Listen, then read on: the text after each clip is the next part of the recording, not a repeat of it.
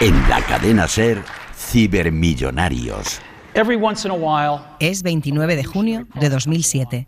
Con Eva Cruz y Jaime García Cantero. Steve Jobs aparece en el escenario del Centro de Conferencias de San Francisco, donde se celebra el Macworld, el gran evento de la compañía. Viste su uniforme habitual: vaqueros, zapatillas de deporte, jersey negro de cuello alto. Está muy delgado. Hace 4 años le diagnosticaron el cáncer de páncreas, del que morirá en 2011. Pero dice que lleva 2 años y medio esperando este momento. Repasa los productos revolucionarios que Apple ha creado desde 1984. El Macintosh, que cambió la industria de los ordenadores. El iPod en 2001, que cambió la industria de la música. Y anuncia el nuevo producto revolucionario que ha venido a presentar, en el que la mayoría de la gente que le escucha en ese salón lleva años trabajando. A destajo, que es como se trabaja en Apple. Arréglalo. ¿Que lo arregles? Sí. Esto no es un box de Fórmula 1. No se puede arreglar en unos segundos. No has tenido unos segundos, sino 3 semanas. El universo se creó en 1/3 de ese tiempo. Pues tendrás que contarnos cómo lo hiciste. Encima, lo que está presentando ahora Jobs no es un solo producto, son 3. Un iPod, un aparato para la conexión a Internet y un teléfono. Apple reinventó el teléfono. ¿Y el iPhone cambió el mundo? Este año, durante la promoción del Diablo Viste de Prada 2, Meryl Streep no ha parado de repetirlo.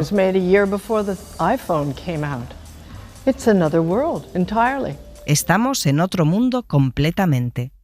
Un mundo con iPhones.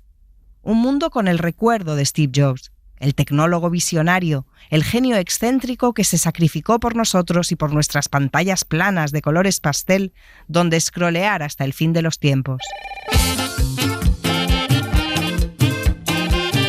bueno. ¿Usted, primo Enrique? No se encuentra Jorge. No, háblele al celular de una junta. Cuando tú quieras localizarme, a este número debes llamar. A cualquier hora y a cualquier parte, porque ya traigo mi celular.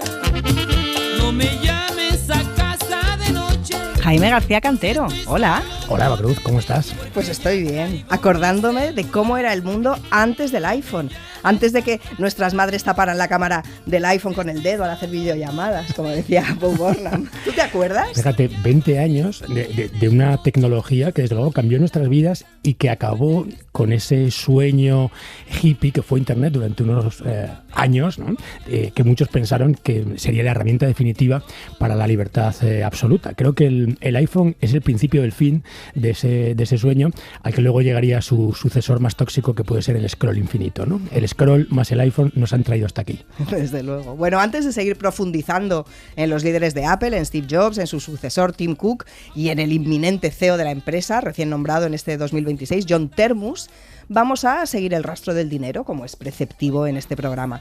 Por primera vez no vamos a preguntar cuánto dinero tiene una persona, sino una empresa. Cuánto vale Apple Computers y cuánto cobran sus dirigentes. Nos ayuda nuestro compañero de la sección de economía, Edu Hernández.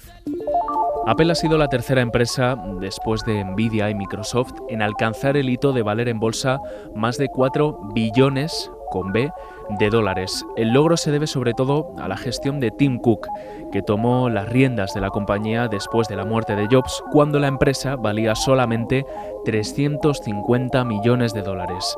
En sus 15 años como CEO ha incrementado su valor bursátil en más de 680 millones de dólares al día. Jobs murió con algo más de 10.000 millones de dólares en su cuenta corriente, pero la mayor parte de ese dinero lo había ganado durante sus años de exilio en Pixar, cuando lo echaron de su propia casa por su carácter perfeccionista y abrasivo. Tim Cook, su sucesor, cuenta con una fortuna personal discreta de casi 3.000 millones de dólares, a más de 1.500 puestos de Elon Musk en la lista de los más ricos. El próximo líder de Apple, John Termus, está previsto que gane unos 75 millones de dólares al año, la mayoría en acciones de la empresa. Bueno, hay mucho que desbrozar en esto que nos ha contado Edu. Lo primero, a Steve Jobs, el genio, el visionario, el ejemplo para la juventud, le echaron de su propia empresa por su mal carácter. Bueno, por su mal carácter y por muchas cosas más, ¿no? Él había contratado a John Sculley, él era un directivo de PepsiCo, un directivo tradicional que obviamente no entendía muchas de las excentricidades de Steve Jobs, que como todos podemos imaginar eran muchas y diversas. Creo que las discrepancias entre ambos, la guerra interna dentro de la compañía que gana Sculley y por supuesto las enemistades que se había creado Steve Jobs con ese carácter obsesivo, desde luego genial, pero bastante compulsivo en la búsqueda de ciertas cosas, ¿no? Desde luego en la belleza de las cosas, en la perfección y desde luego en la exigencia a sus equipos con los que trabajaba. Es interesante ver que cuando él sale de la compañía crea dos empresas. Siempre hablamos de Pixar, que es la más conocida, todos sabemos lo que hizo Pixar y cómo cambió la animación y buena parte del entretenimiento, una compañía importantísima para entender lo que es hoy Hollywood, pero a veces nos olvida la otra compañía que él monta, que es Next. Y Next es muy importante en la vuelta de Steve Jobs a Apple. Next se dedica a hacer tecnología, sobre todo para entornos universitarios. Es una compañía con muy poco éxito comercial, pero que tiene importantes desarrollos de software. Apple compra esta compañía para reincorporar a Steve Jobs 12 años después. Y esta compañía es el germen del macOS, del sistema operativo del Apple y de sorpresa, sorpresa, el iOS, el sistema operativo de iPhone. Es decir, no solamente es que Steve Jobs hiciera todas estas cosas en Apple, sino hasta cuando estaba fuera hizo cosas que fueron absolutamente determinantes para el futuro de Apple. Y además, Jobs fue el creador de la mitología de Apple, ¿no? De la idea de que Apple era una empresa rebelde, revolucionaria, anti-establishment. Todos nos acordamos de aquel anuncio de 1984. On January 24th, Apple Computer will introduce Macintosh. And you'll see why 1984 won't be like 1984. Se refería, claro, a la novela de Orwell, 1984, y entonces hablaba de que Apple era la forma de romper con la distopía futurista, ¿no? Bueno, este anuncio rodado por Ridley Scott, nada más y nada menos, ¿no? Y con estas referencias orwellianas, creo que explica muy bien esta construcción del mito de Steve Jobs, ¿no? Yo creo que es imposible entender esa, vamos a decir, iconografía ligada al garaje, sin entender a Steve Jobs, esa visión de la innovación por encima de todo, cueste lo que cueste, y haya que romper lo que haya que romper, como por ejemplo en el anuncio, ¿no? Con aquel martillazo a la pantalla. Y también algo que sería muy importante en la historia de Apple, que es el control, ¿no? Para romper lo que hay hace falta un producto tremendamente controlado. Steve Jobs durante toda su vida se resistió a trabajar con otras compañías, a abrir entornos, porque él era un convencido de que la perfección técnica solo se lograba desde el control absoluto. Y esto explica algunas de las ventajas de Apple y desde luego muchas de sus desgracias. A mí, y creo que a los oyentes también nos interesa especialmente la importancia de Jobs como símbolo de la cultura popular, ¿no? De este cambio tecnológico del siglo XX al siglo XXI, este visionario y esta figura tan inspiradora para generaciones posteriores. Y de hecho ha habido cine, ha habido libros sobre Steve Jobs. Hay dos películas que me vienen a la cabeza, una es Jobs y otra es Los Piratas de Silicon Valley, de la que ya hablamos en el episodio sobre Bill Gates, porque es sobre la guerra entre Bill Gates y Steve Jobs. La película está Jobs, ¿qué tal está? Bueno, son dos películas muy diferentes, como bien dices. Piratas está más basada en esa guerra concreta, Jobs es más sobre él, ¿no? Y creo que refleja muy bien esa personalidad obsesiva en un momento muy concreto, que es el del lanzamiento del Macintosh. Lograremos que Apple vuelva a ser genial. Por los locos, los marginados, los rebeldes. Porque las personas que están lo bastante locas como para creer que pueden cambiar el mundo son las que lo logran. Además, hay una biografía estupenda de Isaacson. Él es el biógrafo también de Elon Musk y también de Leonardo da Vinci, y creo que hay un hilo conductor entre las tres personas, tres visionarios complejos, difíciles y transformadores, y eso es tremendamente relevante. Pero yo, para entender el contexto en el que se mueve Steve Jobs, creo que lo mejor que se ha hecho es una serie que se llama Halt and Catch Fire, en el que ninguno de los personajes es exactamente Steve Jobs o es exactamente Bill Gates, pero creo que ese reflejo que se hace de una época, esa evolución de gente que viene de un garaje, todos son amigos, todos compiten, pero desde una perspectiva muy ingenieril, muy tecnológica, y cómo esas relaciones van cambiando según evoluciona la tecnología, pero según también ellos se hacen cada vez más ricos y cada vez más mayores, creo que Halt and Catch Fire refleja muy bien esto. Y desde luego, este personaje central de la serie, genial, egocéntrico, transformador y creador, pero que utiliza a todo el mundo y trata a toda la gente regular, se parece bastante a Steve Jobs. ¿Qué? Oye, hay miles de ingenieros por ahí. Preferiría a alguien con quien no te hubieras acostado. El cambio ha llegado a Cardiff. ¿Me necesitas a mí o no estarías aquí? Vamos a divertirnos. ¿Qué es lo que quieres? Es curioso, ¿no? Como una persona idealista, como pensábamos que era Steve Jobs, se ha transformado ahora en estos líderes tecnológicos que venimos analizando en estos programas, cada vez más seducidos por ideas claramente inspiradas en el mal y en el egoísmo, ¿no? No sé si Steve Jobs hubiera reconocido ese legado. Bueno, creo que a veces identificamos a Steve Jobs con cosas que nunca defendió, ¿no? Yo creo que Steve Jobs, desde luego, fue un innovador, fue un gran tecnólogo, pero no tengo tan claro que le pareciera muy mal lo que está ocurriendo hoy. Jobs, como decimos, es una persona tremendamente convencida de sus ideas, desde luego unas ideas bastante geniales, pero creo que es también bastante obvio que es una persona que escuchaba poco, ¿no? Tan convencido de sus creencias y de sus ideas que todo lo que estaba alrededor le daba un poco igual. Y esto es genial para transformar mercados y para crear y romper cosas, pero desde luego en su vida personal no le fue tan bien. Pensemos que es una persona que, diagnosticada de cáncer, seguía creyendo que se podía curar ese cáncer a base de test, meditación y ejercicios, ¿no? Creo que esta convicción de que tus ideas son las únicas que valen, a él desde luego le hicieron tener un éxito monumental en el mundo profesional, pero creo que en lo personal le pasaron bastante factura. Y creo que hay algo de esa historia que queda en los cibermillonarios de hoy, ¿no? Que es que no hay mayor desgracia que morirte con 10.000 millones en el banco. Por eso los cibermillonarios actuales quieren vivir eternamente, porque les parecería absolutamente estúpido morirse siendo cibermillonario. Bueno, y no solo eso, también ha quedado como legado creer en tu verdad y en pensar que tú sabes más que cualquier experto y no escuchar. Eso también es muy del siglo XXI. Es muy del siglo XXI esta, bueno, vamos a decir, post-verdad en el que tú puedes vencer a todo, incluida la enfermedad, incluida un cáncer terminal. Pero claro, si hablamos de Apple, también hay que hablar de la belleza. De la belleza, de lo bonitos que eran y que son los productos de Apple.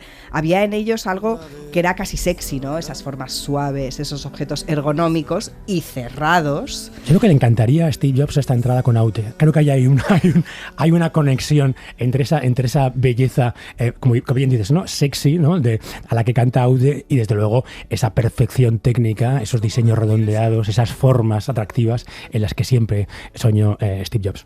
Por eso hemos invitado para hablar de Apple a un diseñador, a Francesco Furno, que es el fundador de Relaja el Coco. Hola, Francesco. Hola, Eva. Hola, Jaime. ¿Qué tal, Francesco? ¿Cómo estás? Muy bien. ¿Por qué todos los diseñadores usan productos de Apple? Porque nos gusta entrar en una sala VIP y sentirnos como exclusivos.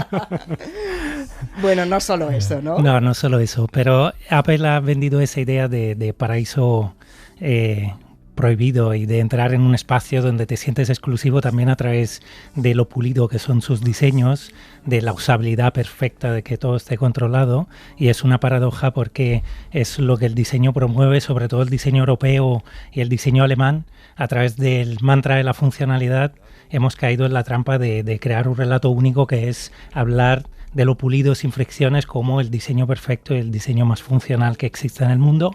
Y por suerte hoy en día hay personas que están empezando a romper un poco esa idea que está relacionada cada vez más al control y al tecnofeudalismo que al diseño. Tú has escrito, Francesco, incluso el impacto que tiene esa visión del diseño que tiene Apple, incluso en la cultura popular y en las series de televisión, ¿no? Como ese modelo, ¿no?, de diseño limpio, redondeado, pastel, ¿no? Ese modelo, ¿no? Ese mundo feliz que diría Huxley, que proponía Apple. ¿Cómo ha influido en nuestra cultura popular, ¿no? Incluso en la televisión? Sí, totalmente. De hecho, para mí Steve Jobs y Apple son como el Wes Anderson de las películas. Es todo tan agradable, tan increíble, no hay ningún tipo de fricción, de problema, que a la vez creo que nos está haciendo un poco tontos, porque te lleva a no pensar. Siempre tienes algo muy fácil de utilizar a tu alcance, y eso es lo mismo que está haciendo Netflix, por ejemplo, con el tipo de iluminación de las series y de las producciones, de neutralizarlo todo para que sea altamente usable para cualquier tipo de personas.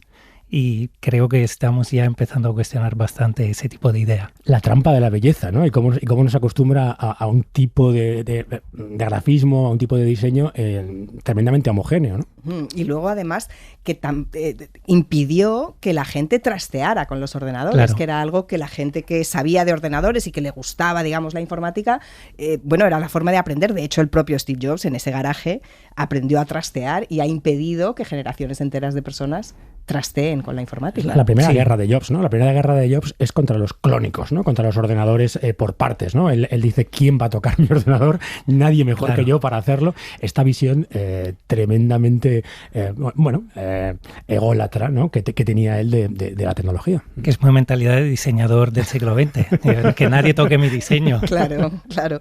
¿Y qué influencia ha tenido en el resto de la industria que Apple promueva un sistema cerrado? Porque los productos de Apple, fueron los primeros en encerrar al usuario, en capturarlo, y ahora toda la industria funciona así, no solo a nivel de producto, sino también a nivel de plataforma.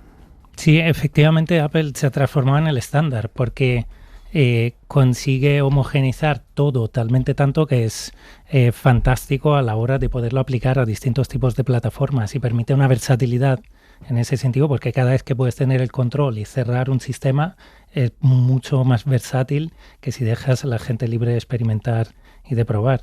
Y pienso siempre en lo que era Linux. Claro. Hace años, que era libertad absoluta y que todo el mundo contribuía a ello.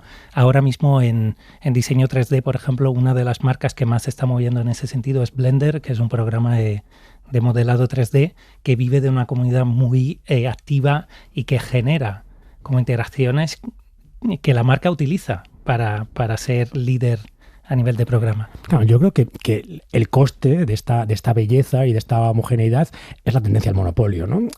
Y aquí volvemos o recuperamos este concepto tan de moda hoy, que es el de la ensitificación, el ensitification, el enmierdamiento de Cory Doctorow. Es verdad que Doctorow todos tendemos a explicarlo más desde el punto de vista de las redes, pero Apple es otro de los ejemplos que él usa, ¿no? Como la construcción del monopolio de Apple no es un defecto de su forma, sino que es parte de su estrategia desde el inicio, ¿no? Esta es parte del convencimiento que tiene Doctorow, que no es un error en el proceso, que esto acabará siendo un monopolio, es el objetivo desde el principio. Sí, este es Doctorow.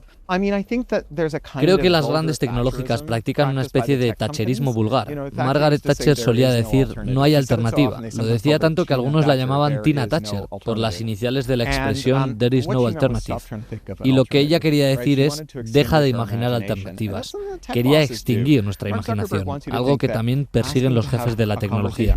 Mark Zuckerberg quiere que pienses que no es razonable, ni siquiera racional, tener una conversación con tus amigos en la que él no participe. Y Tim Cook quiere que pienses que es imposible tener un teléfono que funciona, a no ser que le des a él un 30% de todo lo que te gastes en la música de tu artista preferido o en tus aplicaciones o en un medio de comunicación. Claro, este corte abre otros melones. La relación de Apple con la industria del software y los desarrolladores de apps a través de la App Store. Si tienes un iPhone, solo puedes comprar ahí tus apps, no puedes comprarlas en ningún otro sitio. Y dicen que a cambio te ofrecen seguridad, un espacio inviolable por los piratas o por los ladrones. Pero el beneficio que estas prácticas les generan a ellos es enorme. ¿Hay algún beneficio para nosotros, para los usuarios finales de esos sistemas cerrados, de que solo puedas comprar las apps en la App Store? Bueno, la teoría es que sí, ¿no? Y lo que ellos venden, y lo decía Francesco antes, es esa, vamos a decir, esa garantía de control, de homogeneidad, de seguridad, que también se juega mucho con ello, y más que se va a jugar en este entorno, ¿no? En el que parece que la seguridad es un valor al alza, pero creo que es importante hacer hincapié en las cifras, ¿no? Pensemos en un intermediario que se queda con el 30% de todo. Es absolutamente siglo XX, como decía antes Francesco, ¿no? Quedarte con el 30% de todo, da igual que sea música, juegos, aplicaciones, software, todo lo que pasa por mi jaula, por bella que sea, yo me quedo el 30%. Creo que siglo XX o incluso, y también lo decía antes Francesco, tecnofeudal, ¿no? Esto de yo soy el dueño de este territorio y todo el que pase por mi puente, a todo el que abro mi valla, todo el que quiera entrar en mi castillo, tiene que pagar el peaje. ¿Hay algún movimiento entre los diseñadores, entre esa profesión que fueron los primeros en abrazar Apple para alejarse del entorno de Apple? Hay algunas iniciativas, suelen ser iniciativas muy poco relacionadas con el sistema capitalista en el que estamos viviendo. Están explorando nuevos formatos y nuevas ideas. Por ejemplo, en el libro de Rubén Pater, Caps Lock, que es una crítica tremenda al diseño como lo estamos viviendo hoy en día, se habla de proyectos que son más basados en cooperativas o en otros tipos de modelos de negocios, justo para promover una visión menos jerárquica, menos restrictiva de lo que debería ser el diseño. Y hoy en día se está hablando cada vez más del diseño sistémico, que es una contraposición para abrir puertas y evitar de que algo monolítico sea el estándar y transforme la sociedad y el mercado en una única visión, en una visión individual muy, muy estricta. Pues Francesco, muchísimas gracias por ayudarnos a entender la revolución que ha supuesto Apple. Gracias a vosotros. Gracias, Francesco. Hey, little apple blossom, what seems to be the problem? En abril de 2026, Tim Cook anunció que abandonaba la dirección de Apple, aunque seguirá en la empresa como presidente del Consejo de Administración.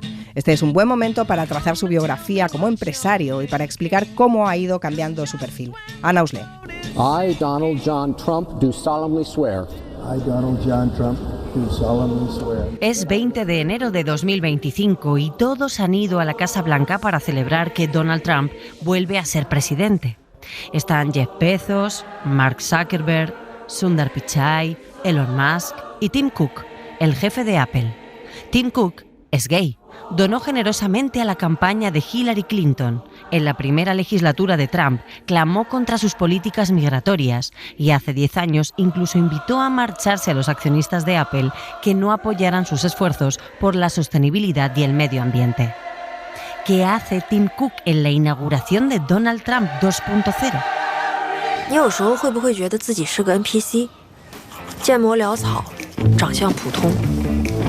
Esto es un anuncio de Apple en China. Está rodado con un iPhone y es un cortometraje empoderador y emotivo de excelente factura sobre una chica que se siente vulgar hasta que gracias a un simpático perrito parlante aprende a decir que no. El lema es «Me alegro de conocerte». Apple se alegró de conocer a China. Empezaron su relación a principios de los 90 y fue tan fructífera que a fecha de 2025 el 95% de todos los iPhone del mundo se fabrica en China. Los aranceles con los que Donald Trump ha querido siempre castigar a ese país serían catastróficos para la compañía de la manzana. Cuando Tim Cook anunció que abandonaba la dirección de Apple, Donald Trump le quiso homenajear en su red social Truth, recordando con melancolía cómo le impresionó recibir su primera llamada. Fíjate, me llama el jefe de Apple para besarme el culo. ¿Ahora ya entienden por qué Tim Cook estaba en la foto de la inauguración del presidente? Así es la vida últimamente. Me desperté y no era mi casa. Tim Cook está entre los dirigentes tecnológicos que han acompañado a Trump en su viaje a China de mayo del año 26. ¿Cuál es la estrategia de Tim Cook en todo esto? Bueno, es uno de los que va y desde luego no es uno cualquiera de los que va. Es importantísimo para entender la relación diplomática entre Estados Unidos y China, el rol de Apple en general y muy particularmente de Tim Cook, que lleva años trabajando en esa relación. Y ahí hay dos factores importantes, ¿no? Uno, desde luego, la importancia que tiene China en la cuenta de resultados de Apple. Masivamente los iPhones se fabrican en China. Esto fue una controversia grande en la primera administración Trump. Trump estaba empeñado, ¿no?, en la fabricación norteamericana del iPhone, pero esto a día de hoy es una auténtica utopía. Es muy complicado sacar esa fabricación de China, pero es que además China es uno de los grandes mercados para Apple. El que más crece y posiblemente el mercado más relevante para Apple. Pero es que además de todo esto hay una cosa muy interesante, que es que a diferencia de los otros líderes tecnológicos que estaban allí, no hay competidores para Apple en China, o al menos no tan claros. Es verdad que se hacen muchos teléfonos en China, pero no es el caso de esa carrera, no sabemos muy bien hacia dónde, que se ha emprendido en el mundo de la inteligencia artificial, en la que están inmersos todos los demás que estaban allí con rivales chinos y las que, para desgracia de Apple, pues no está ni se le espera, ¿no? Entonces creo que eso le da una ventaja en la diplomacia a la que desde luego la administración Trump no está dispuesta a renunciar, más cuando es alguien que te besa el culo. Bueno, este viaje será uno de los últimos servicios que Cook haga a su empresa como CEO. A partir de este verano le sucede John Termus. ¿Qué se espera de Termus dentro y fuera de la compañía? Bueno, Termus es un ingeniero y esto en Apple es muy importante. Bueno, todos sabemos que Jobs no tenía una formación reglada como ingeniero, pero él siempre se consideró un ingeniero, ¿no? Se consideró un técnico, un gran disruptor y un señor al que lo he explicado muchas veces, le encantaba romper cosas. A diferencia de muchos de los cibermillonarios que hemos tenido por aquí, que siempre presumían de arreglar cosas cuando eran pequeñas, pues no, Jobs las rompía. Era un señor al que le gustaba saltarse esas cosas. Bueno, un ingeniero parece querer decir que quiere volver a la senda de la innovación y de la disrupción. Nadie duda que Tim Cook ha sido buenísimo aprovechando las cosas que creó Steve Jobs, pero tampoco nadie duda que en los años de Tim Cook no ha habido nada tan novedoso como fueron los productos de Jobs.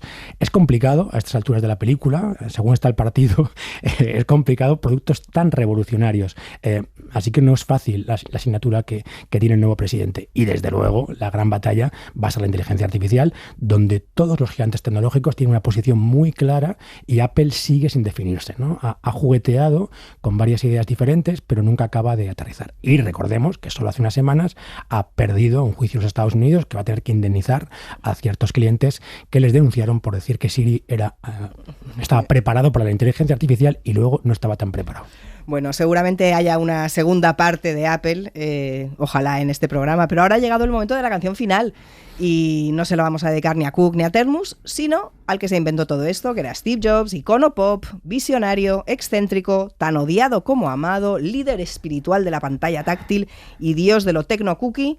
¿Con qué despedimos nuestro cibermillonario dedicado a Apple? A un icono pop de los 80 tan autoconvencido de su genialidad y tan capacitado para hacerlo todo él solo. Yo sí creo que alguien en el mundo puede oír cintas que ha grabado con su voz, sería claramente Steve Jobs. Así que vamos con Parálisis Permanente y Autosuficiente.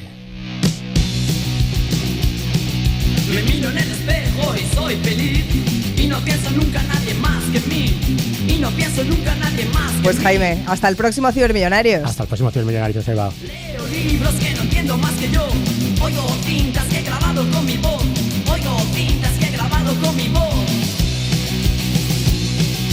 Encerrado en mi casa, todo me da igual. Ya no necesito a nadie, no saldré jamás. Y me baño en agua fría sin parar. Y me corto con cuchillas de afeitar. Y me corto con cuchillas de afeitar. Me tumbo en el suelo de mi habitación y veo mi cuerpo en descomposición. Y veo mi cuerpo en descomposición. Encerrado en mi casa, todo me da igual. Ya no necesito a nadie, no saldré jamás. Ahora soy independiente, ya no necesito verte, ya soy autosuficiente. ¿Al qué? Me miro en el espejo y soy feliz y no pienso nunca en nadie más que en mí. Y no pienso nunca en nadie más que en mí. Leo libros que no entiendo más que yo. Oigo cintas que he grabado con mi voz. Oigo cintas que he grabado con mi voz.